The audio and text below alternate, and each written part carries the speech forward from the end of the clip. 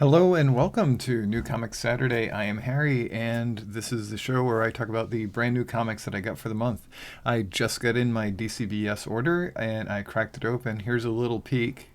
I've mentioned a couple times how well DCBS packages their books, and I actually want to show the process or what it actually looks like when you first get it out of the box. So I'm just going to slice this guy open without slicing myself open at the same time.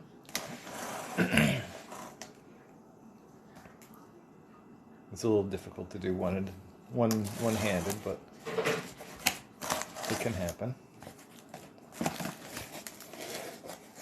And then when you open it up, everything is nice and secure with this foam. So once the foam comes out, and this is all recyclable, you got your comics. They're all in a bag. So you have your trades, and then your actual trades, and then all your books.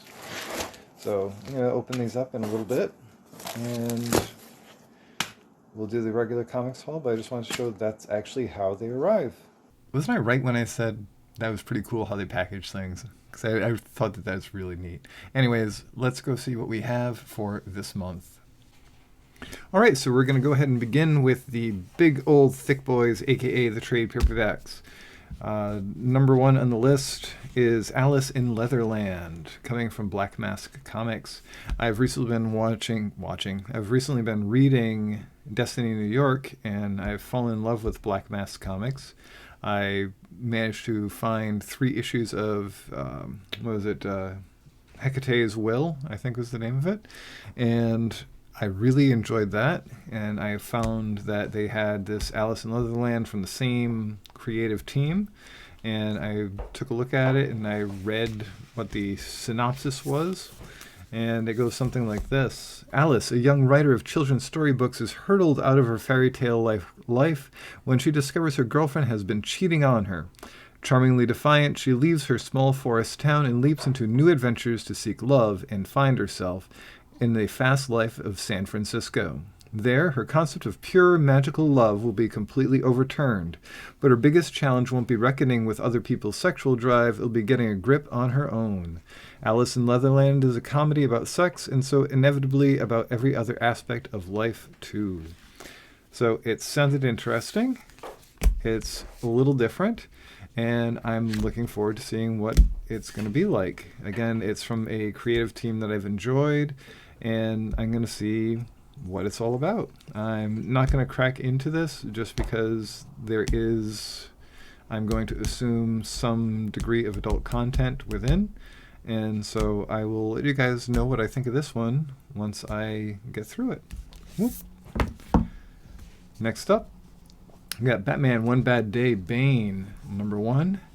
So this continues the tradition of the One Bad Day comics, focusing on one particular Bat villain.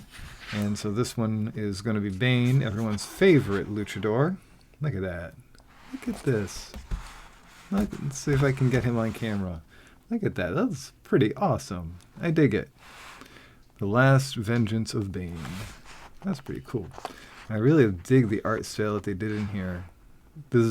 I want to say this is better than many of the other One Bad Day comics.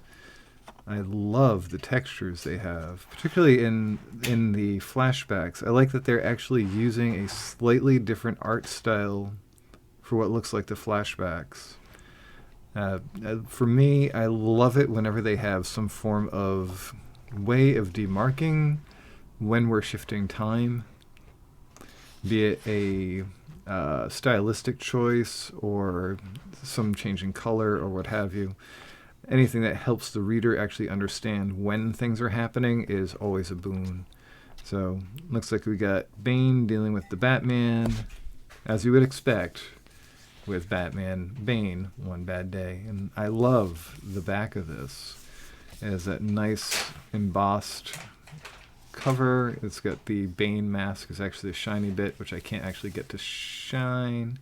But yeah, I really dig it. And it kind of actually manages to really encapsulate Bane in just an image, one image. That doesn't actually have Bane, but just his mask and his little venom capsules. So, One Bad Day Bane, followed by Batman, One Bad Day Catwoman. There wasn't a One Bad Day last month, and so this month we got two. So on the cover we've got Catwoman looking all Catwoman-y. She is all wrapped up in this Cirque du Soleil-like ribbon as she's floating down through all these laser grids to pick up this cool-looking skull. So inside we've got... Oh, I don't sound like I'm happy. The art is a little on the disappointing side, especially after looking at Bane. This is a much cleaner style, a more graphic style, I would say. However, it is also very clean colors. I imagine if Destiny in New York were in color, they would probably use this sort of technique. It would probably have this degree of, I don't really want to call it flatness, but it's almost cell shading look. They have some nice muted tones. I like these gray greens and grayish purples. I think that's really neat. It's actually very cold, which I think will play into things, especially when we get Batman. We get the orange behind Batman, nice warmth coming in. So you get this. Okay, so I don't even know what's going on in this story, but you can actually see this neat visual that's going on with this very cold blue and then this stronger yellow going into the orange. So we know that something big's going to happen. Then right on the next page, we got the big ol' kiss, the kissing, making kisses. So, and then it goes into reds. So neat. It looks like we have some good emotive color-based storytelling. So anyways, boom. And then we got bling on the back. Catwoman with her, of course, cat burglary, getting diamonds and jewels and what have you. Appropriate to have jewels on the back. So that is One Bad Day, Catwoman, numero uno. The last and biggest of the trade paperbacks that I got is Blackula, Return of the King. Okay, so Blackula is an old blaxploitation movie. I unironically enjoy it. I realize that it is very much a product of its time, and it has some problematic issues, but also Blackula and a lot of the other blaxploitation movies were one of the few ways that African American actors at the time were able to actually get into Hollywood acting. And frequently, the stories told at least interesting stories. It's a very complex subject I'm not going to get into here, but Blackula, he was a vampire that was made by Dracula, and he had been a member of African royalty in, I don't know which country because I don't recall off the top of my head, but he had been turned into a vampire and his life summarily ruined by Dracula, and of course he wants some form of revenge. So in here we've got this extremely evocative and moody art style, very painterly, very nice. Here we've got Blackula right here coming out. Nice red cloak. Reminds me of Spawn in the best way. But yeah, this is going to be some neat vampire-y storytelling, and I think that because it's written in a modern time, it's going to lose a lot of the problematic elements that may have existed in the original Blackula. We'll find out when I actually read it. So again, this is one I would like to report back on because I think that this could be a somewhat important and interesting comic. Or it could just be a pile of trash. I don't know. We'll find out. Yeah, so to all things there is a reckoning. Time to face your maker, Black Prince. Please return to the vehicle. This battle is mine alone. Oh, so it's going to actually have Blackula versus Dracula. mano a mano. Yeah, so yeah, I'm very interested in seeing where this goes, and extremely interested in seeing how they handle the content. If it is done, how respectfully it's done, and how it reinterprets the base material to create a relevant modern story. It'll be interesting. So Blackula, Return of the King. So now we're going to go on to the floppies. So floppies is my term for the monthly issues. And we start with Archie versus the World, #1. So this here is a Archie comic. He's been displaced into a post-apocalyptic world. We've got Jughead with his whoopee cap with all of the pins across each of the crown points. We have Archie himself looking like JoJo from JoJo's Bizarre Adventure, or even the main character from Fisted of the North Star. We have a lot of interesting references going on this cover. And as we pop into the inside, we've got a, pretty basic, good comic style. I like how it looks. It's on the sketchier side. And the art is nice. I wouldn't say it's exceedingly beautiful, but I do like, look at that orange and green. I like that choice of contrasting colors. That's really nice. And looks like we're going to have Sabrina pop up, and we're probably going to have the Josie and the Pussycats, looks like.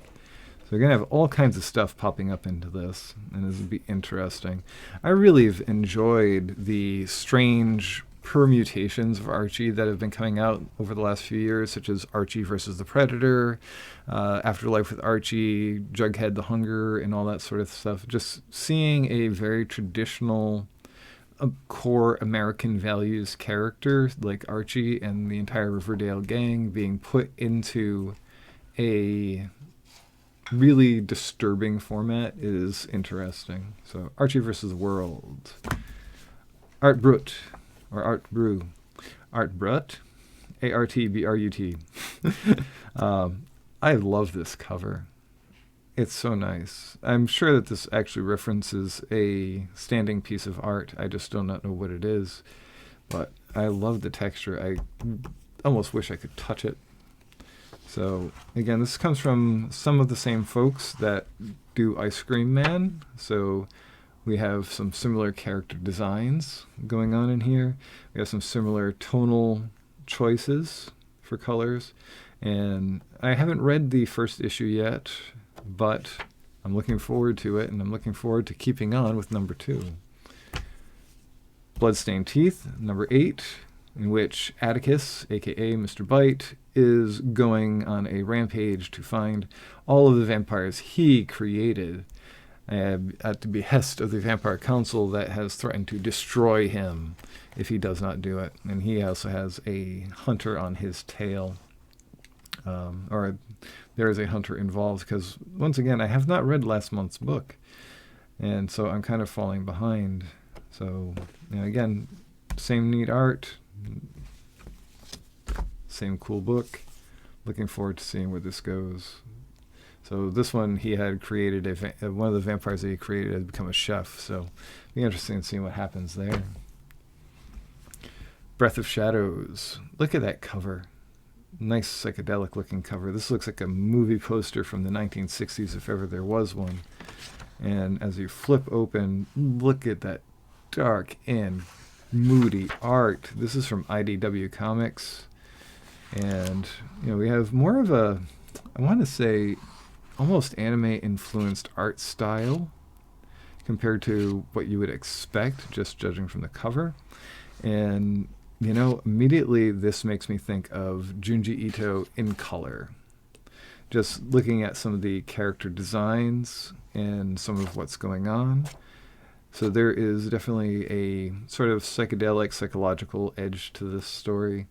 That's why I had added it in my list. I don't recall right off the top of my head what the synopsis is, but oh man, I missed a Francesco Francavilla cover. nuts. But I like this cover a lot. I think that one's nice. So Breath of Shadows. Creepshow number 5. Creepshow's coming to an end. No! I've really enjoyed Creepshow a lot. I love this cover. It actually references all of the previous issues as well as itself.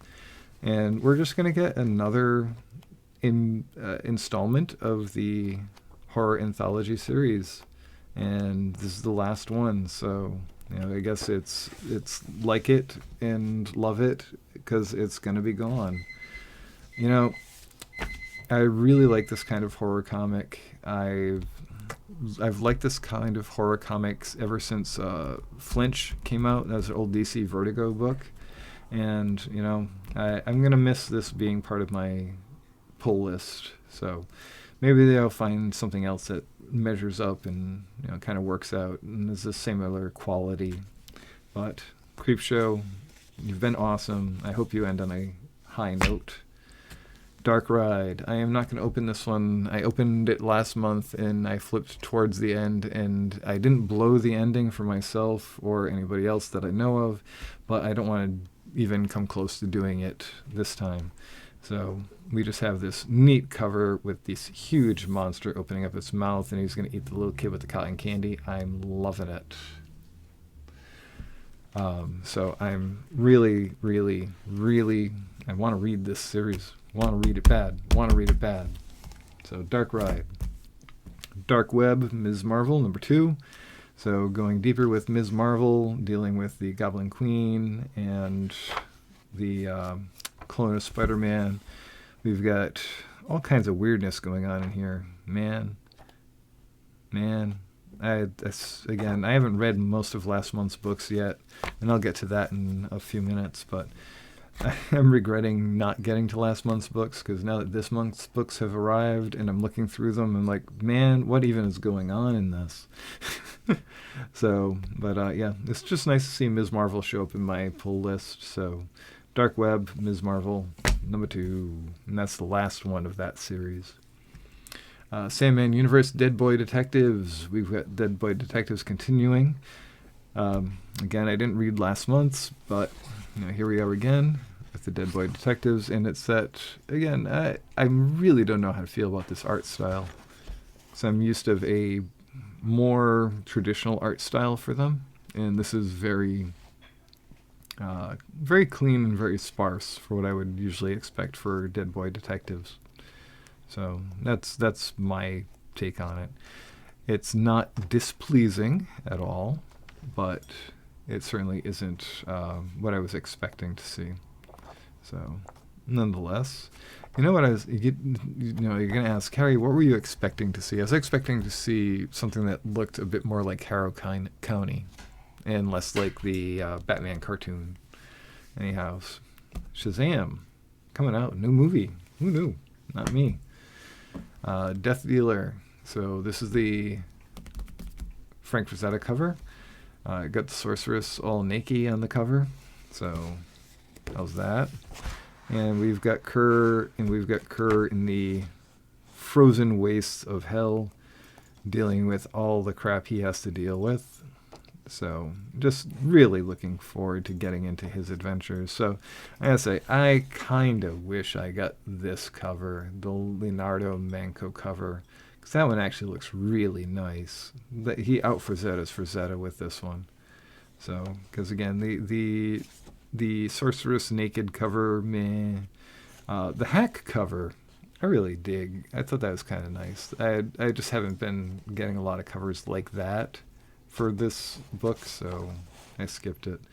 And then this one here, this actually reminds me a bit of Cover the Dead with Lime.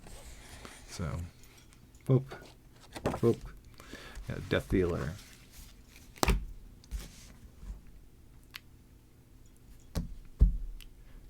Yeah, it's this book again. I'm sorry, Vault Comics. I'm sorry, Andri and Daniel and Sunato and Russell and Campbell. I really have zero idea what's going on in this book at this point. End After End, number 5. It's the amazing book that I forget every month what happened the previous month, and when I begin reading it, I hardly remember what happened. Yeah, I guess it's like a dream. That's all I'll have to say about that. End after end. I think that's the last one of that. Gargoyles, nothing but gargoyles. That's right, Disney's Gargoyles. Back again, issue number 2. We got Lexington and Bronx. Lexington and Bronx. There we go. Fingers going the right way. Number 2. I haven't read the first one. You're going to hear me say that a lot in this particular episode. But yeah, I'm just really excited to see what's going on with the Gargoyle Gang. And we got, again, that it looks like it would fit with the Disney afternoon very well. So, poop.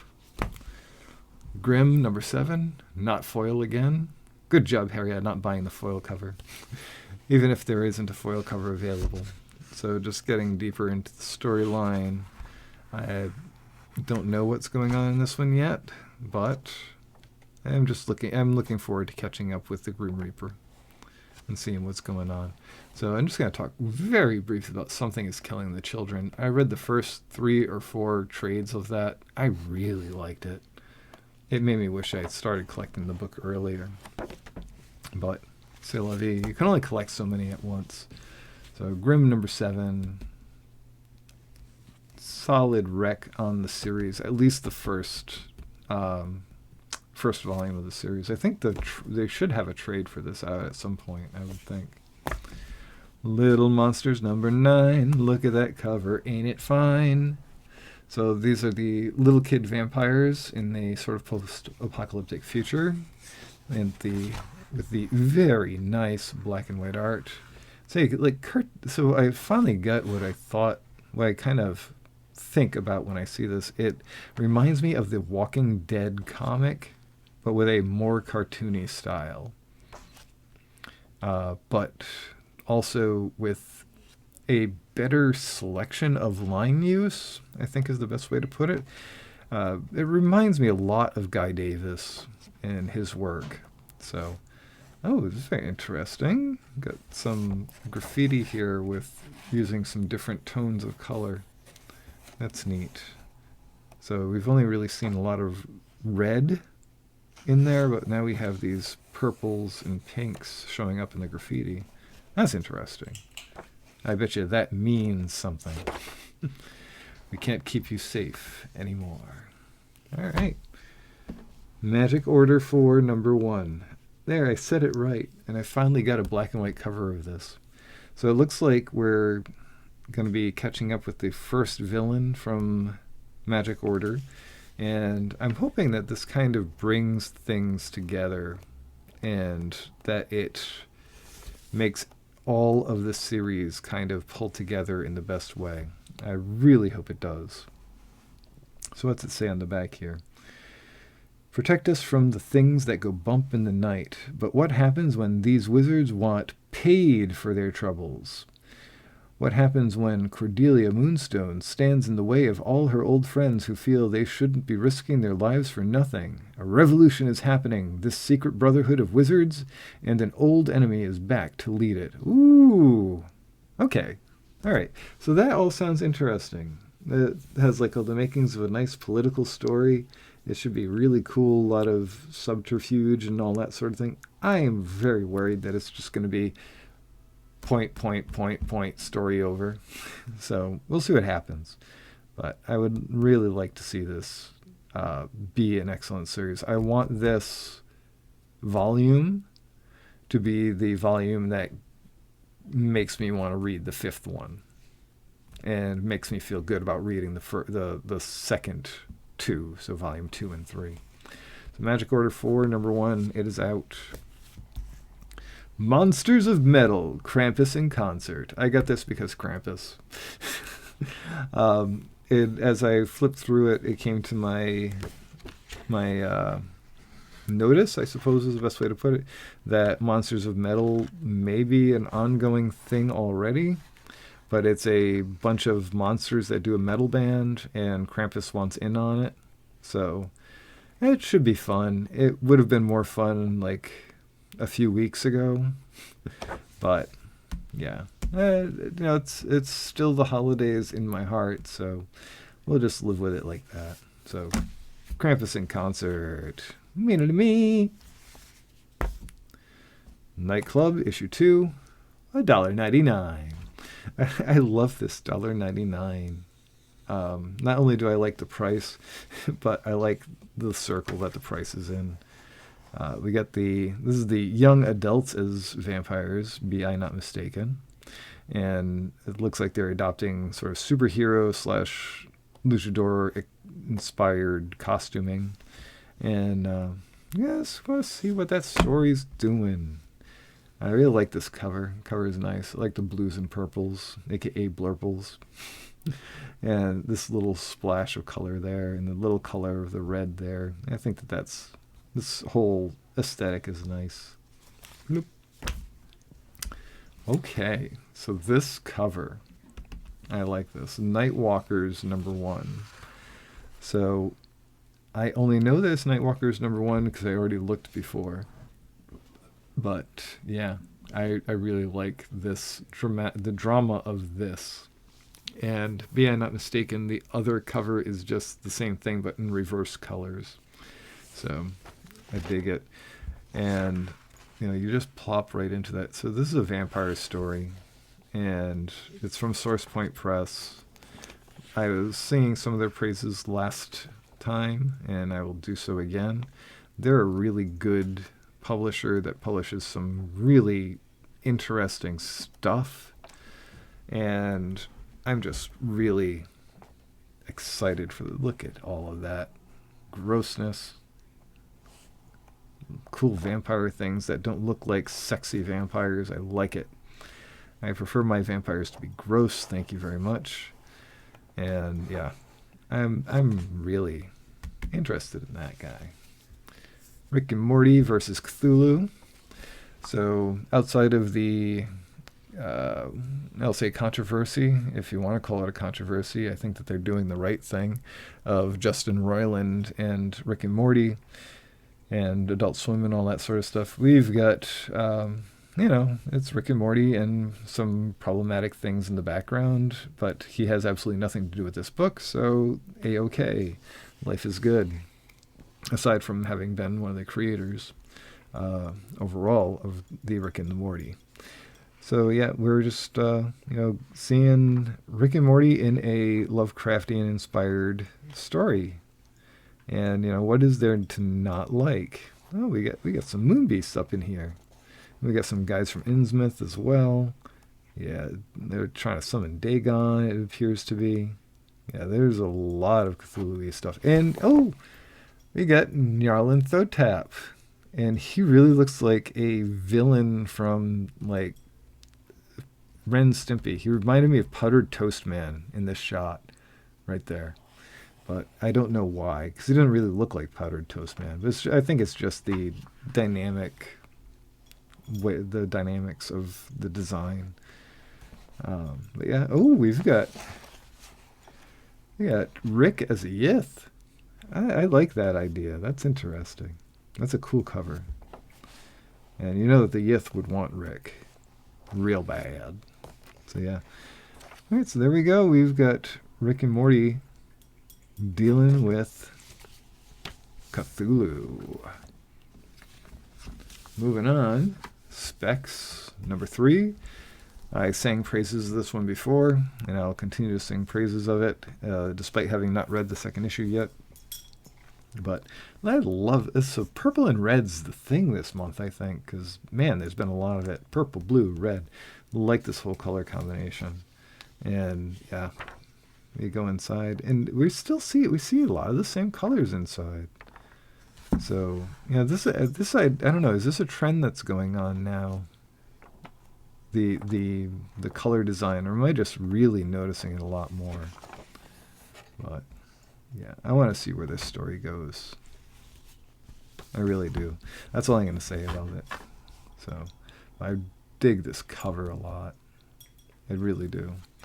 It's not as referential as #1 was, because #1 really had that They Live vibe, but I dig it.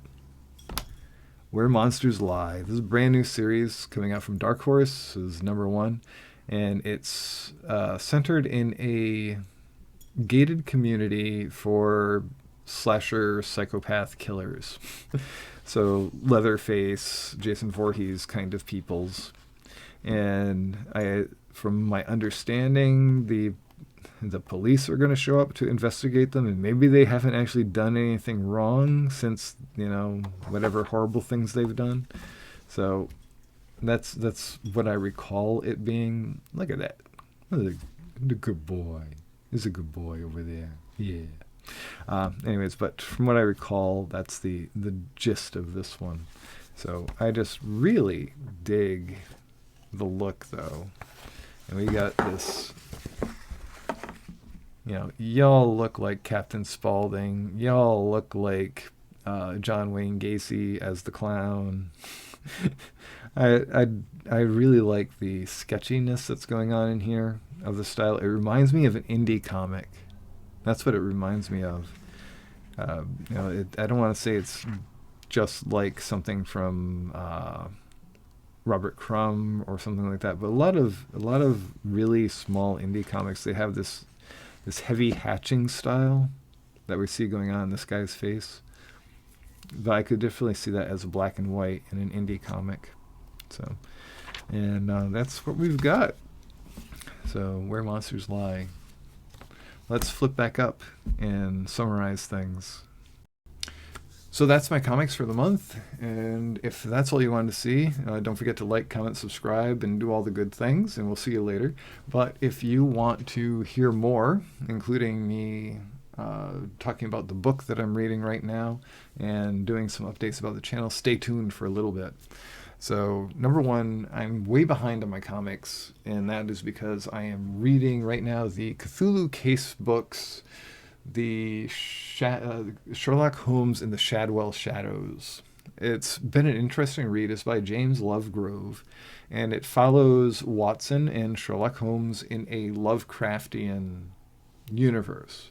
So Sherlock Holmes gets his eyes opened to the mythos, and Watson does as well, and they are trying to stop the machinations of cultists that are trying to do terrible things in the Shadwell district in the city of London and thereabouts. So it's been a really good read so far, and there's, I want to say, just a couple small things that I disliked about it, which are sort of endemic to what it's trying to be, which is one of the things that's really difficult when you're writing to emulate a ages-old writer.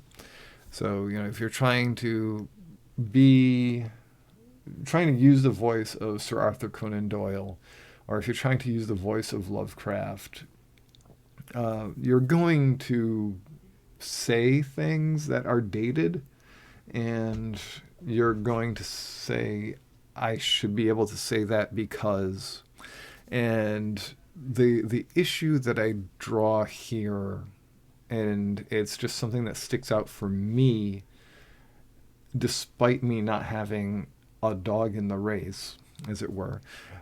So there is one of the main characters that we believe is going to be one of the big bads, but he turns out to be a more complex character, is a Chinese man, Gong Feng Shou, if I'm remembering his name correctly, and he is very stereotypical. He owns opium dens. He is a crime boss. He uses a lot of, he's very intelligent, and he's wily, and he is very much a almost Fu Manchu type character. So you're already kind of going into a bad direction, where when you're dealing with the mystical Orient, it's problematic-ish. Again, it works with the time period and the Sherlock Holmes of that time period's thoughts of these things, but it still makes a very odd read, because this has been written recently, and to see the use of Chinaman, Chinaman, Chinaman, it I don't know, it sits weirdly with me. Now, is he Chinese? Yes. Is he a man? Yes. Is he a Chinese man? Yes. Is he a Chinaman? No. So that's a personal choice for me. I am not of Chinese descent. I do have people that my extended family are Chinese. However, I did not, go to them and say, "Look at this book. What do you think?" Nor did I ask, "What do you think about the term Chinaman?" And honestly, it feels wrong, and or it feels off, and I'm one of those folks that if it feels kind of off for me, then I think it's off. I won't say don't read the book because it says he used the word Chinaman. I think it's actually a very good and worthwhile read, but it is worthwhile to also note how that makes you feel. And I think that that's sort of the important thing that I want to underline here, is that I'm going to stand very non-judgmentally about it. While I can look askance at it and feel like it feels racist, I'm not going to point at it and say that is, because again, he is Chinese. He is a man. He is a Chinese man. But I would not use the word Chinaman. I don't think it's a racial epithet, slur, but it definitely, it leaves an odd taste in the mouth. It's like when you use the term Oriental for an Asian person. It's weird. It's weird, and it's off-putting, and it's probably wrong. And you're probably going to be offensive when you do it. But I would just suggest, when you read the book, or if you read the book, to just pay attention to how it makes you feel and explore those emotions. I think that that's the worthwhile thing to do, and decide where your personal boundary is and why your personal boundary is there. Am I being overly sensitive? I don't think so. Because again, he is Chinese. He is a man. He's a Chinese man. I don't think it's the right term to use Chinaman. But that's something that Watson would have used, and I understand James Lovegrove's decision to use it. But at the same time, is it lazy? Does it make me feel off? Why do I feel off? And let me explore that. And that's the third time I said it, maybe fourth. It's worth just reading to explore how that makes you feel. And I think that if you use that, if you enter reading Lovecraft with that in mind, how does this make me feel? I think that it makes reading his work and the less savory parts of it, the more offensive parts of it, much more worthwhile, because you're reading it from a modern perspective and you're understanding why you feel that the uses of these terms is wrong. And you can question, is this wrong? It is. Excuse me. If as soon as you're questioning, is it wrong? It probably is. That's the way I always judge these things. I always say, if you have to ask, you know what the answer is. So that's like on my Christmas list, and for the longest time, I've had a kaftan, aka a dashiki. I really want a comfortable caftan. I really do. I appreciate clothing that is not bifurcated. I wear the kilt, and for bed, I like to wear nightshirts as long as it's not too freezing out. And if it's freezing out, I'll just wear a nightshirt over pajama pants so that my legs stay warm. But yeah, I was so close to putting the dashiki I wanted in my shopping cart. So close to it. And then I really started thinking, for African Americans, for people that are who've had their culture ripped away from them and have no access to their culture at all. Like the people that don't know where they came from, have no clue about their history. Something like the dashiki is one of the few things that they can hold on to as sort of a close approximation. And for, a white guy to go around wearing one, it's a little off. Even if I do consider myself an ally, even if I do consider, its history and whether or not it's appropriative, and even if I wear it in a very respectful manner, I feel like it still would feel off. And if you feel like something might feel off, then it feels off, and that's it. So that's sort of where I landed on that.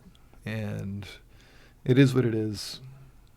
Speaking of Christmas, I have some books to go through that I will go through in a separate video at some point of the books that I was gifted for Christmas. And one of them was the Four Agreements by Don Miguel Ruiz. A very worthwhile read. I dig it a lot. I've read through the actual Four Agreements part, and I'm kind of reading the how to make it work in your life. And I think it's very eye-opening. I think it's very interesting. And it's already made some impacts on how I think.